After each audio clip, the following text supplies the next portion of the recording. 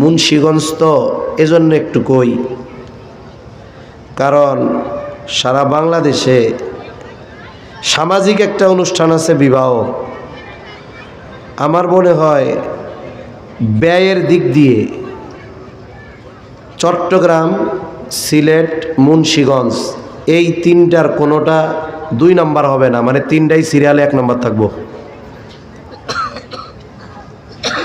বিবাহের 1 মাস আগের থেকে 10 তালা গেট বানায় রাখে আপনাদের এদিকে।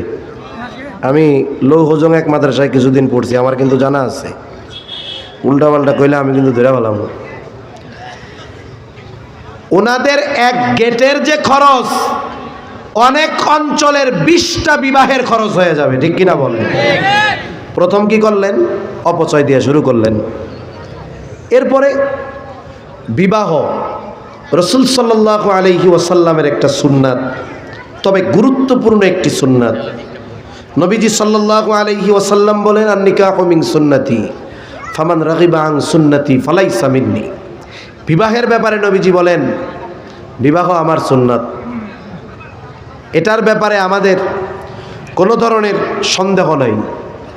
এই যে গুরুত্বপূর্ণ একটা সুন্নাত, এটা তো ইবাদত, তাই না? ইবাদত। কিন্তু দুনিয়ার এমন কোন ইবাদত আছে যেটার পদ্ধতি নবীজি শেখান নাই, বলেন নাই? এরকম একটা ইবাদত আমারে খুঁজা দেন। আছে?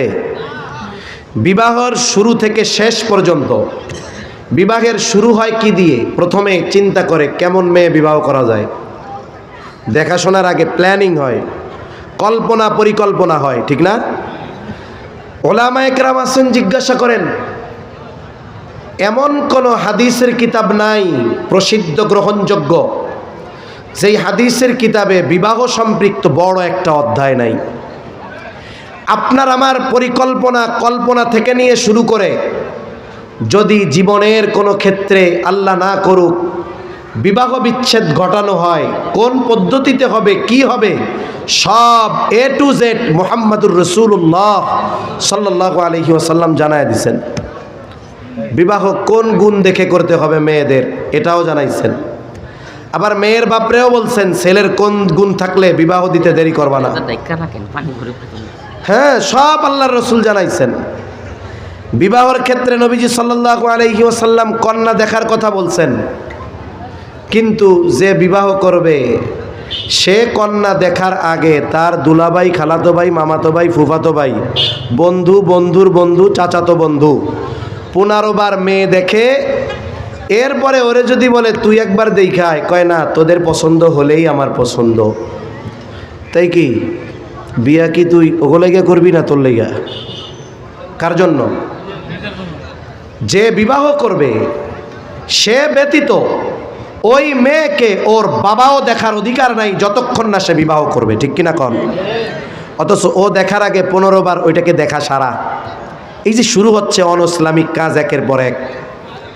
এরপরে তো মুন্সিগঞ্জে আছে গায়ে হলুদ, এটাও মোটামুটি মাঝারি আকারের এক বিবাহের মতো আয়োজন। এ কালচার কোথায় পেয়েছেন? হিন্দুয়ানা কালচার নিয়ে আসছেন আপনি এইখানে।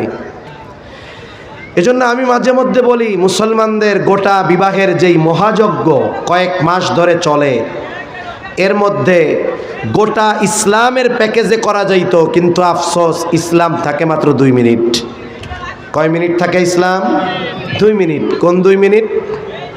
জুমার দিন আইসা ইমাম সাহেবকে বলে, ইমাম সাহেব আমার মেয়ের অথবা আমার বোনের বিবাহটা একটু পড়ায় দিতে হবে। তা আমি যখন আপনারা নিতে আসবো তখন আসবেন, তখন যাবেন। ইমাম সাহেব রেডি হয়ে বয়ে রইছে, যাবে আজকে বিবাহ শাদী পড়ায় টড়ায় খাইয়ে দেয় আসবে আর কি। এইবার আসছে হোন্ডা টান দিয়া, আইসাই কয় হুজুর সব কিছু কমপ্লিট, এখন খালি কলমাটা করায় দেন। বিবাহ পড়াইতে কয় মিনিট লাগে? মিনিট লাগে না, সেকেন্ডে কাম খালাস। উনি প্রথমে একটা খুতবা দিলেন, সংক্ষিপ্ত খুতবা, 15 সেকেন্ড, 20 সেকেন্ড বা আধা মিনিট। এরপরে ইজাব কবুলে লাগছে হলো 30 সেকেন্ডও লাগে নাই। এরপরে দোয়া করছে লম্বা একটা 1 মিনিট।